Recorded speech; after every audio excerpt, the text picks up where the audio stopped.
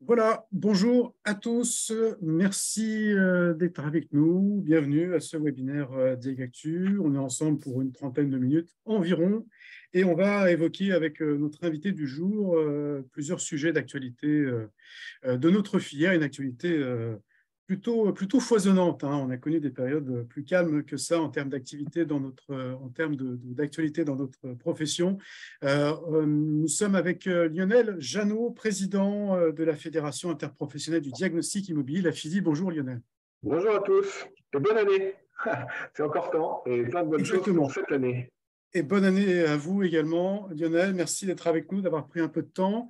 On va évoquer, donc, comme je disais, quelques sujets évidemment qui reviennent, qui sont très impactants, hein, dans notre profession depuis quelques semaines, voire depuis quelques mois. Bien sûr, ce DPE bashing que l'on subit tous là depuis quelques mois, peut-être même encore plus longtemps que ça, depuis quelques années. C'est pas nouveau, mais c'est assez intensif là depuis quand même quelques semaines, notamment depuis le 1er janvier. On l'a tous vu.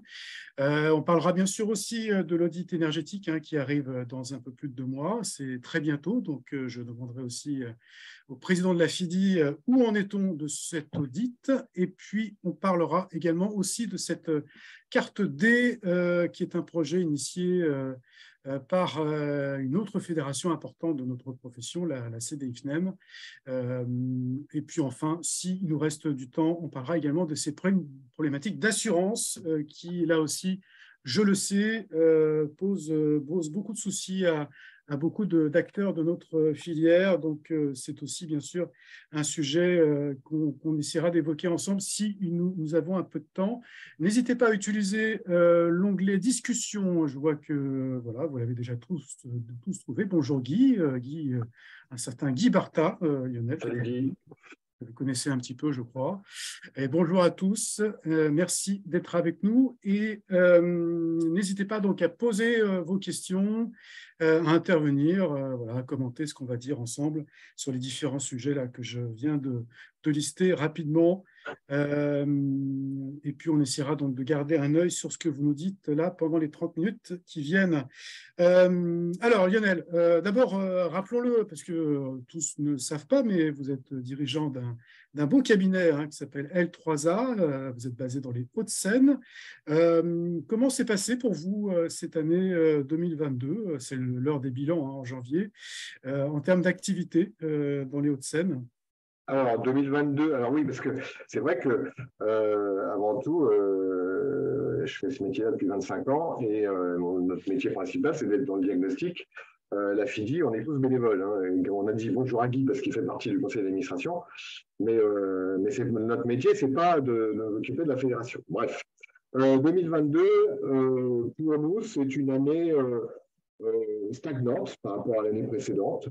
On a deux activités, c'est l'avant-travaux et le diagnostic immobilier. L'avant-travaux, bah, il y a des projets qui ont été avancés, d'autres qui ne se sont pas faits, donc ce qui fait que ça a été une année moyenne. Et sur le diagnostic immobilier un peu plus frémissant, de par le DPE. Donc, en fait, c'est une année qui n'est pas en progression. Après, c'est compliqué, hein, entre les tailles d'entreprise, la région dans laquelle elle va se trouver, le choix ou pas des marchés que l'on a, d'une entreprise à d'une entreprise à une autre, la réponse va être complètement différente. Donc, c'est compliqué de faire des généralités. Après, 2023 va être aussi un sujet complémentaire, c'est que il y a le remboursement des PGE, les rattrapages de contributions sociales qui n'ont pas été prélevées lors du Covid. Et donc ça, ces différents systèmes, en fonction du choix entrepreneurial des entreprises, en fonction de la taille, de la trésorerie, ça peut avoir des impacts. Et c'est vrai que comme on a un marché qui est en dents de scie, hein, avec une prévision, des plannings qui se remplissent à la semaine, c'est pas toujours simple. Voilà. Donc pour répondre à votre question, on se voit, on suit quoi? Voilà, nous, on avait interrogé les diagnostiqueurs par sondage. On a fait, nous, en revanche, des généralités, hein, Lionel, et tous les diagnostiqueurs qui nous ont répondu, on a une moyenne à peu près de 5% de progression quand même de l'activité sur toutes les entreprises, alors tout confondu en France. Voilà, c'est pas d'une fiabilité extraordinaire, mais ça donne quand même une tendance qui semble quand même assez positive sur cette année 2022. En revanche, beaucoup d'inquiétudes, comme vous le disiez, Lionel, sur 2023, avec notamment l'audit et puis ce DPE qui n'en finit pas de nous poser quand même quelques soucis. Et justement, ce DPE bashing, hein, on l'appelle comme ça. Donc, ces médias nationaux qui, tour à tour, hein, on a l'impression que c'est devenu un sport national, nous plombent un petit peu et dénoncent la fiabilité du DPE et surtout, et peut-être plus grave encore, les compétences des diagnostiqueurs qui sont remises en cause. On l'a vu récemment, évidemment, dans 60 millions, l'UFC, Le Figaro hier encore, TF1 il y a quelques jours également. Ce DPE bashing, Lionel, vous parlez justement de choc de défiance hein, dans un communiqué commun que vous avez publié hier avec Sidiane. Comment est-ce qu'on s'en sort? Comment est-ce qu'on peut s'en sortir de ce cercle un peu vicieux là, qui est très préjudiciable pour l'image de notre profession? Alors, préjudiciable et fatigant. Alors, depuis que les diagnostics ont été imposés, on subit en permanence des remises en cause, des doutes sur notre compétence, sur notre formation, sur la qualité de nos prestations. Ça s'était calmé. Et c'est vrai que ces derniers temps, à la fois à cause du DPE, et du coup, c'est parce que le DPE a des conséquences lourdes qu'on se retrouve au départ du processus, et c'est qu'on ressent ou on est victime de tout ce bashing. Alors, pour moi, il y a deux sujets. Il y a que choisir les 60 millions qui font leur métier. C'est-à-dire que Alain, quand vous achetez une brosse à dents, vous achetez à 60 millions pour voir laquelle une brosse à dents électrique. Vous allez acheter le canard pour savoir laquelle est la mieux, celle qui tourne le plus vite, celle qui va tomber en panne, celle qui a pile, bref. Donc, quelque part, ils font leur boulot. Après, même s'ils font leur boulot, des questions se posent sur la qualité de leurs enquêtes, sur la façon dont ont été menées leurs enquêtes, et voir si vraiment elles peuvent permettre de faire des comparaisons et si les techniciens qui ont été susceptibles, qui sont intervenus, ont eu tous les moyens identiques pour intervenir. Donc, okay. Et puis après, il y a tout le reste autour. Il y a toutes les enquêtes qu'on ne va pas nommer, mais qui vont déblatérer et sortir différents arguments qui ne sont pas fondés, mais qui vont avoir des intérêts parce qu'ils vont vendre de l'énergie, parce qu'ils vont vendre du conseil, parce que le DPE va les gêner ou le monde du diagnostic va les gêner, et donc vont démonter la profession avec des arguments qui sont complètement à côté de la plaque et qui montrent bien qu'ils ne maîtrisent pas le diagnostic. Bon. Donc ça, ce qui est important, c'est que le contre-feu, il faut le faire vis-à-vis des professionnels de l'immobilier avec lesquels on travaille et vis-à-vis des propriétaires avec lesquels on travaille, les propriétaires, les particuliers. Et ça passe par quoi? Ça passe par une explication, une pédagogie, un temps masqué qui est très, très lourd pour nous tous. Et on s'en est rendu compte rapidement, où on se retrouve avec des propriétaires qui sont perdus par rapport au résultat de leur DPE, qui demandent des explications, et à qui demande en plus d'explications, c'est de trouver une solution. Et nous, on ne l'a pas forcément, parce que on remplit, on suit un processus dans le cadre du DPE précis, et qui rend une étiquette sur laquelle on n'a pas la main. Ce qui est important, c'est que le DPE soit réalisé correctement, et c'est ça qui j'allais dire, va permettre d'avoir l'étiquette. Mais là, j'en fonce des partout. En revanche, ce qui est important, c'est que dans le cadre du diagnostic bashing, c'est qu'on n'a pas besoin de souffrir de reportages avec des gens qui font pas le boulot. C'est-à-dire qu'il se trouve que le DPE, qui est une opportunité pour nous tous, c'est-à-dire qu'on a un diagnostic sur lequel on a des propriétaires en face de nous qui ouvrent des grands yeux, qui leurs oreilles pour écouter ce qu'on va leur dire et les explications. Ce qui, avant, sur d'autres diagnostics, sauf cas particulier, n'était pas vraiment le cas. Là, le DPE, on a vraiment un métier complémentaire qui est l'accompagnement. Alors après, à nous de le valoriser pour se faire payer, parce que je sais que, et on le vit tous de la même façon, c'est que quelque part, on n'est pas, la rémunération n'est pas en phase avec l'accompagnement qu'on est obligé de faire par rapport au DPE. Mais aujourd'hui, dans le diagnostic bashing, on n'a pas besoin de souffrir de gens qui ne font pas le boulot comme on a pu le voir et qui vont se poser sur une table et faire semblant de faire un DPE. Et c'est ça sur lequel il faut qu'on travaille de manière à ce que ça disparaisse et qu'on se concentre sur une réalisation correcte et précise du diagnostic en maîtrisant tous les champs rentrés dans le DPE de manière à ce que les uns et les autres, si on passe derrière, l'étiquette soit la même. Parce que c'est ça le sujet. On va repasser à la moulinette dans 6 mois, 8 mois, par 60 millions ou que choisir, qui referont la même chose. Donc il faut absolument que l'ensemble de la profession soit à même de maîtriser l'ensemble des différents critères à rentrer dans un DPE, de manière à ce que l'écart entre les uns et les autres soit le plus réduit. On ne peut pas dire en permanence, et moi je me refuse à le dire parce que je ne pense pas, que le DPE n'est pas fiable. On l'entend. Dire que le DPE n'est pas fiable, c'est nous tirer une balle dans le pied. Le DPE est le démarrage de la rénovation énergétique, c'est-à-dire qu'on a un rôle central. Il ne résout pas tous les problèmes. On a la FIDI avec l'UNIS a communiqué auprès du ministre pour lui expliquer, pour lui démontrer par A plus B que les petites surfaces étaient pénalisées par le DPE. Parce que le mode de calcul par rapport à la surface, par rapport à différents sujets, enfin différents critères, n'est pas, j'allais dire, considéré de la même façon que les appartements ou les logements de plus grande surface.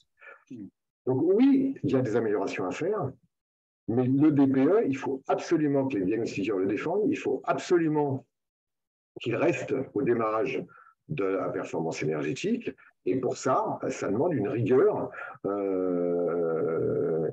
précise pour réaliser le DPE. Donc, pour revenir au bashing, je pense qu'on n'a pas fini, mais il faut pas se laisser embarquer par des arguments faciles qui sont pas vrais, sur lesquels la seule chose qui est sûre, c'est que le DPE nécessite des améliorations, que certains d'entre nous doivent aussi se remettre en question pour pousser un peu et se poser des questions, et c'est là qu'on se rend compte de l'échange qu'on doit avoir les uns avec les autres, parce qu'on n'a pas réponse à tout. Et il y a des problématiques quand on se retrouve sur des logements sur lesquels, par rapport lorsqu'on complète un DPE, eh ben, là où on peut avoir des automatismes, ça peut être une erreur. On doit le faire entre indépendants au sein de la fédération, dans les entreprises un peu plus structurées, et nous, on l'a fait hier, où on a fait des échanges entre techniciens pour voir qui fait quoi, comment il le fait, pourquoi il le fait, de manière à prendre des décisions. Et là, il y a vraiment des échanges importants de manière à ce que chacun puisse évoluer et répondre de la même façon à certaines questions dans le DPE.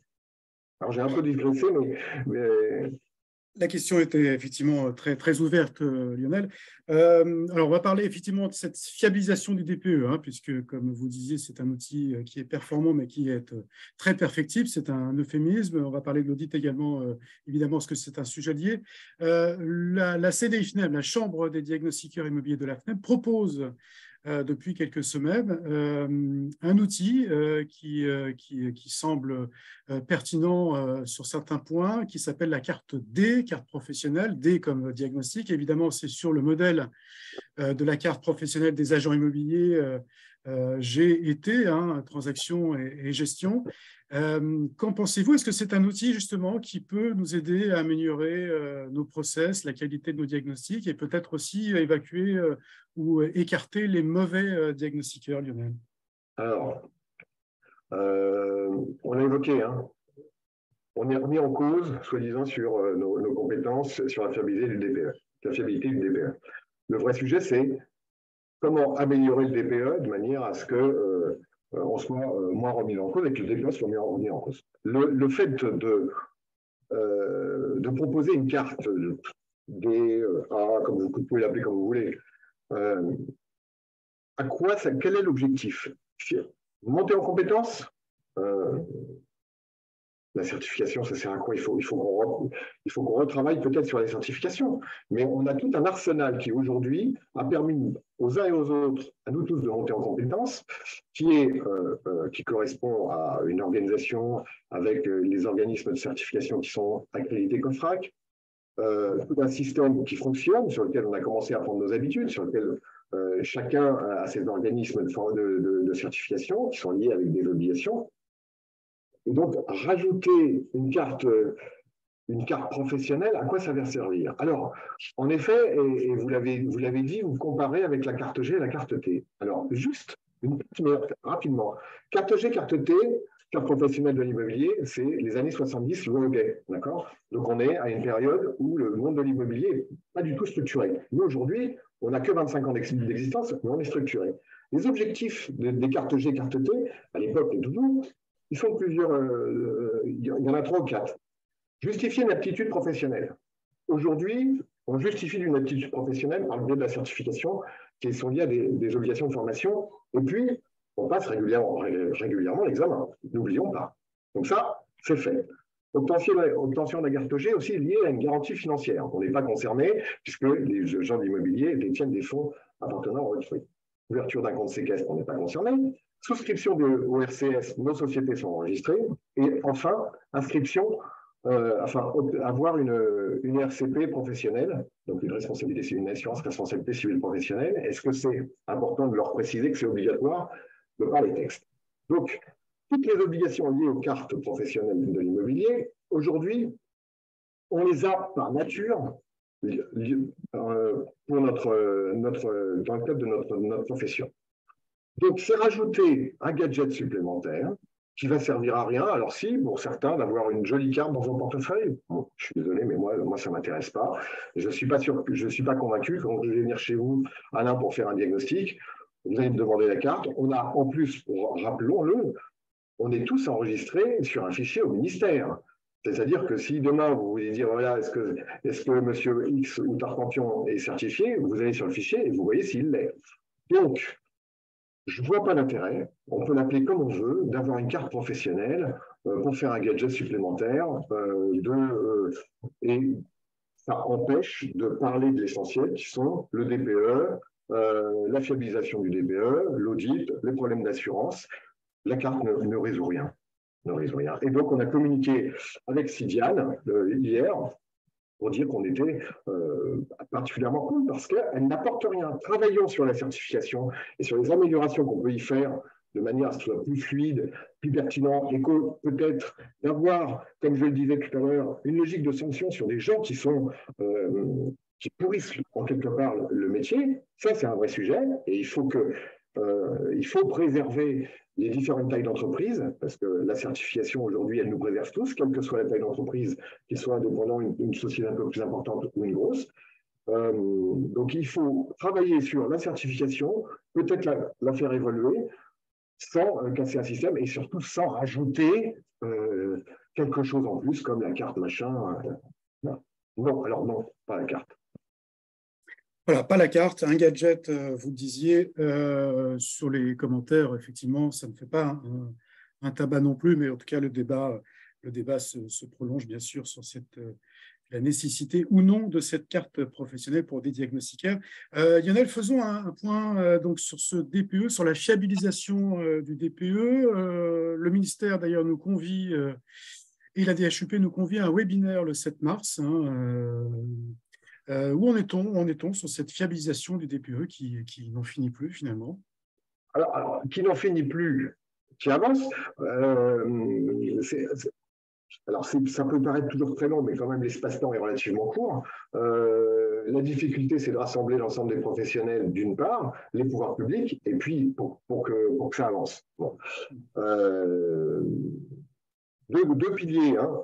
La formation, notre formation, ou le complément de formation des techniciens et des diagnostiqueurs, et puis l'information et l'accompagnement des propriétaires. On est tous d'accord, le DPE sans l'accompagnement, sans la participation des propriétaires, ça ne peut pas marcher. Et donc ça commence par là. Alors ça va mieux que ça n'allait. On voit beaucoup de propriétaires qui commencent à s'impliquer et c'est très bien. Donc, ce point-là a consisté à réaliser et à la fois différents documents pour les produits immobiliers comme pour les propriétaires, pour justement de façon pédagogique faire comprendre que c'est indispensable, que les propriétaires jouent le jeu. Et en plus, alors il y a toutes les informations techniques, mais j'allais dire, il y a une habitude à perdre où on nous appelle au dernier moment pour réaliser des prestations. Euh, avec le moins d'informations possible. On avait l'habitude de se débrouiller. On a toujours cette habitude de se débrouiller.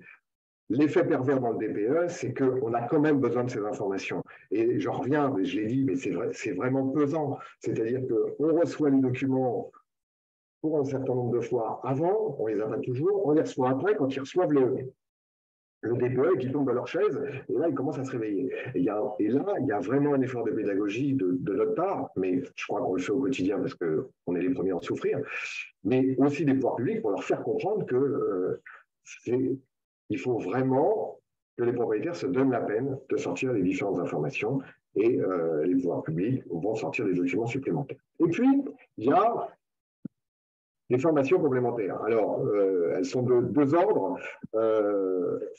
La première, c'est d'accompagner ou rappeler les fondamentaux auprès des diagnostiqueurs dans le cadre du DPE par le biais de MOOC qui sera obligatoire pour les diagnostiqueurs. Et puis, un ensemble de bonnes pratiques qu'on a rédigées avec CIDIAN et CDI, donc collectivement, de manière à ce qu'elles soient diffusées et que les uns et les autres, diagnostiqueurs, on ait des bons réflexes ou on ait des sujets d'attention pour éviter d'avoir des raccourcis et qui peuvent être néfastes dans le cadre de la sortie du DPE. Donc, il y a le côté positif qui vont sortir prochainement, c'est un travail collectif intersyndical qui sont montés vers les pouvoirs publics, notamment au niveau des bonnes pratiques, et c'est pas neutre parce que c'est quand même pas mal de boulot. Alors, ça me paraît facile, mais ça permet justement aux uns et aux autres de pouvoir s'en imprégner, en plus évidemment du guide CMA, ce MOOC, et puis les informations auprès des propriétaires. Donc là, c'est en train de se mettre en place, et déjà avec le webinaire d'information du 7 mars, on va pouvoir le voir. Ouais, ce MOOC, je vous ai coupé peut-être, donc vous souhaitiez poursuivre? Non. Ce MOOC, est-ce qu'on peut avoir quelques détails? Donc ça, c'est des formations en ligne, hein, bien sûr, qui sont organisées par l'État et financées par l'État, que les diagnostiqueurs devront donc suivre obligatoirement et le justifier auprès de leur organisme certificateur. Hein. C'est ça l'idée, hein, Lionel. Oui, c'est ça, c'est tout à fait ça. Bon, après, dans le principe, on aura plus de détails dans les jours à venir. Après, dès qu'on en a, on les diffuse par le biais de news sur la FIDI de manière à ce que tout le monde soit au courant. Mais là, c'est en train de se mettre en place. D'accord, très bien, très bien. Alors, l'audit énergétique, autre sujet, mais qui est évidemment lié avec celui du DPE, 1er avril. Hein, alors, d'abord, est-ce qu'on peut envisager un nouveau report du report au-delà du 1er avril, Lionel Janot, de cette audit? Non. Alors non, il n'y a pas de, ça n'a pas été évoqué par personne. Alors j'ai vu courir cette information, mais c'est absolument pas dans les têtes des uns et des autres d'un report éventuel. Les logiciels sont en cours de certification, ils le seront jusqu'au 1er juillet, et la problématique des formations obligatoires. Alors, vous savez que pour l'audit, une formation obligatoire de 2 jours est obligatoire. La FIDI préconise 3 jours, de manière à bien maîtriser l'ensemble. Il était prévu que cette formation soit faite dans les 6 mois avant la sortie de l'audit. Donc, c'était ceux qui l'ont fait pour le 1er septembre, l'ont fait en respectant la règle. Évidemment, cette formation de 6 mois a dépassé son... Donc, la DHUP va proposer une journée complémentaire de formation à sa charge. Alors, j'entends les critiques. C'est du temps qu'on ne va pas consacrer sur le terrain, je sais. mais donc un jour obligatoire, complémentaire, de manière à ce qu'il y ait une remise en selle, j'allais dire, pour faire cet audit, pour lequel, bon, évidemment, le nombre de biens va être relativement réduit par rapport au DPE. Alors oui, euh, c'est une nouvelle responsabilité, ça va être encore 6 mois sur lesquels on n'aura pas eu de période de test, c'est toujours pareil, c'est-à-dire qu'en fait, on est sur une nouvelle prestation sur laquelle on ne va pas avoir de recul et sur laquelle on va se rendre compte que sur les 6 premiers mois ou la première année, il va y avoir des ajustements. Et c'est ce qu'on vit pour le DPE, c'est-à-dire qu'au DPE, le DPE, quelque part, il commence à mûrir, là, maintenant, parce qu'on a maintenant un bon retour, des bonnes remontées qui nous permettent quand même de tirer des conclusions. Sur l'audit, bah, on va basculer et puis il va se passer 6 mois sur lesquels on va être très, très, très, très vigilant sur les remontées, sur les informations, de manière à les remonter directement au pouvoir public pour pouvoir réagir vite. Mais aujourd'hui, voilà où on en est. Ouais, vous êtes inquiet quand même hein, pour l'entrée en vigueur de cet audit, Lionel?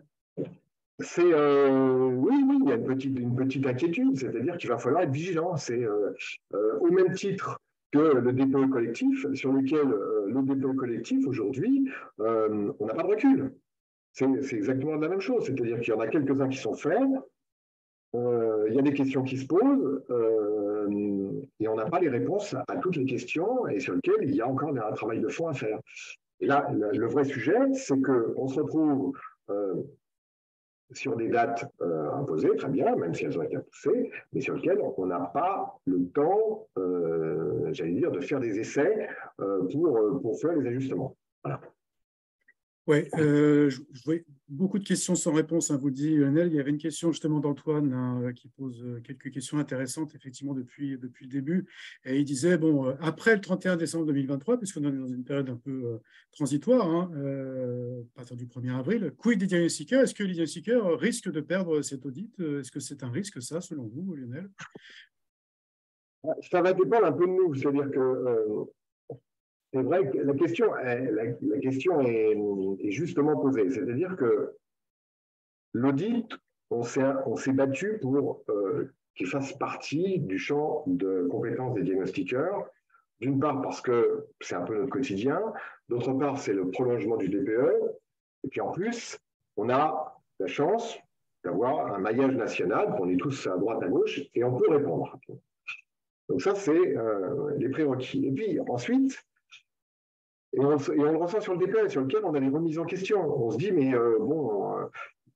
il faut qu'on travaille plus la chose. L'audit, c'est ce qui va se passer. C'est-à-dire qu'il y a un travail complémentaire, il y a des questions supplémentaires, il y a des interrogations, et sur lesquelles on a un besoin complémentaire. Et c'est pour ça que les formations, les MOOC, les échanges sont très importants.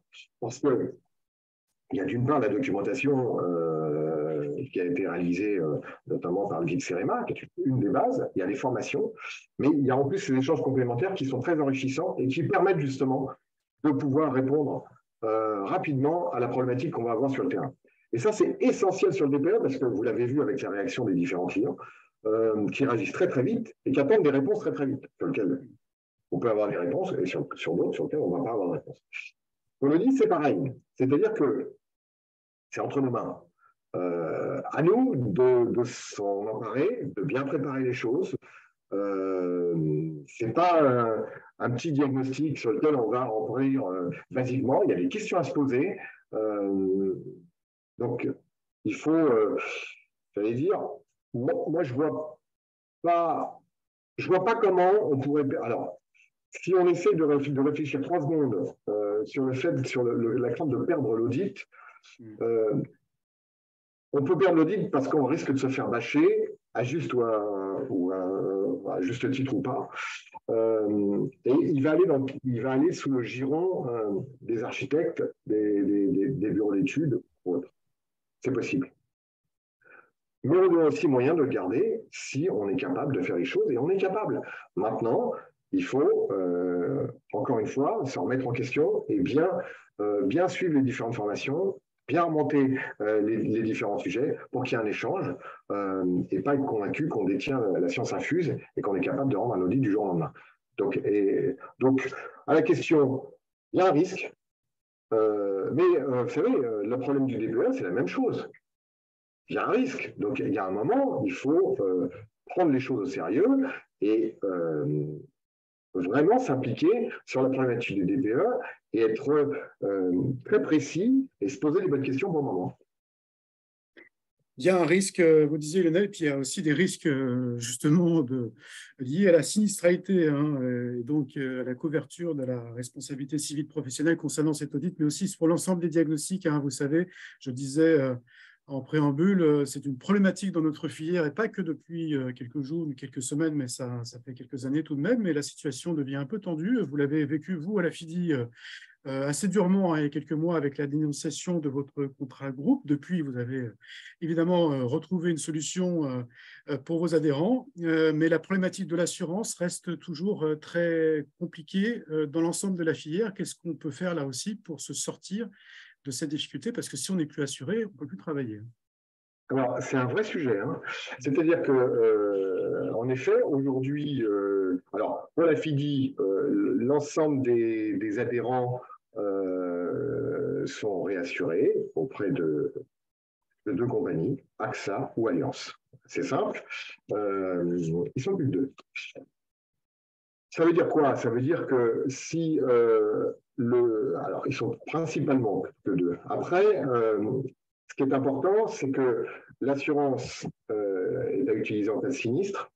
Et moi, alors pour le coup, ça n'engage que moi, mais j'estime que l'assurance, elle est là pour les choses graves, elle n'est pas là pour le quotidien. C'est-à-dire que ce n'est pas une assurance bris-de-glace. C'est-à-dire que moi, j'aurais tendance à défendre la franchise à une certaine hauteur, de manière à ce que les petits sinistres ne soient pas le problème du diagnostiqueur. Il faut aussi être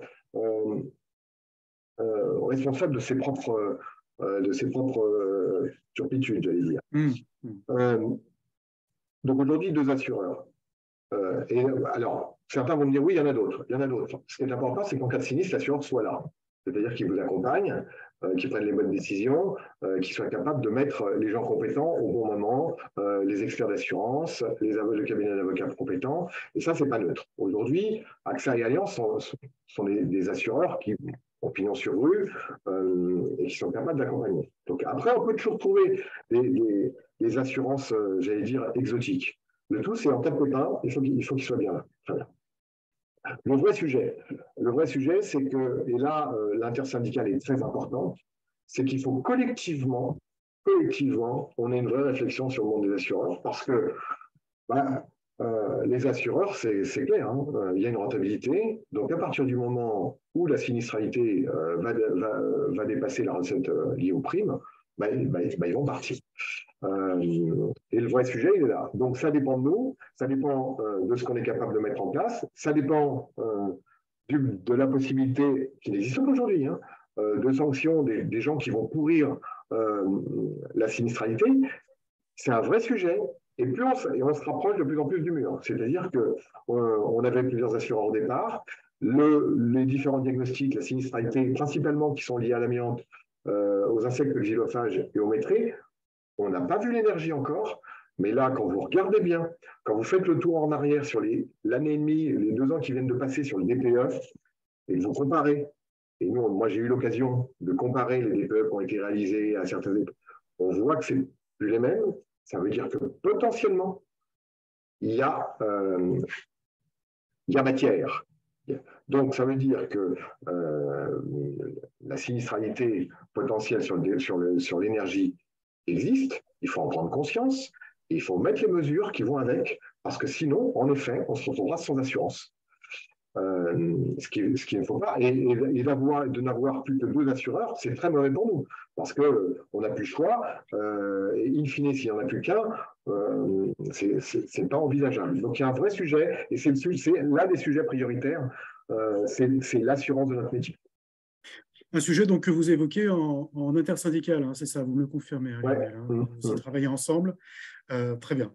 Bon, bah, écoutez, on va clore ce webinaire. On a dépassé le temps qui était prévu. Pas de questions voilà, très, très particulières pour qu'on puisse prolonger notre échange. Merci beaucoup, hein, Lionel Jeannot, d'être passé nous voir et discuter un peu de ces sujets importants pour notre profession. Les questions qu'on a posées, les solutions sont souvent collectives, hein. Il faut qu'on trouve des solutions collectives pour l'assurance, mais aussi pour plein d'autres sujets, notamment pour l'image de notre profession. C'est collectivement, bien sûr, qu'on s'en sortira de tout ça. Merci à tous. Je donne rendez-vous pour les ateliers du DIAG. Donc, pour les abonnés Diag Actu, on parlera du chiffrage, hein, justement, dans l'audit énergétique le 31 janvier, qui est une difficulté, hein, pour cette nouvelle prestation. On parlera également des risques de RCP, des risques de sinistralité pour cet audit aussi également, hein. Ça sera le 14 février. Et puis le DPE, bien sûr, les questions-réponses avec Pascal Clerc, comme toujours. Et on parlera également très bientôt de l'ERP et de l'actualité. Depuis le 1er janvier, il se passe beaucoup de choses sur l'ERP. Ouais. Voilà, avec notamment Préventimo. Voilà, merci à tous. Merci beaucoup, Lionel, hein. C'était voilà, direct, franc, et c'était tout à fait intéressant. Merci beaucoup. À très bientôt. Merci à Au revoir. vous. Merci Et au revoir Alain. à tous. À bientôt.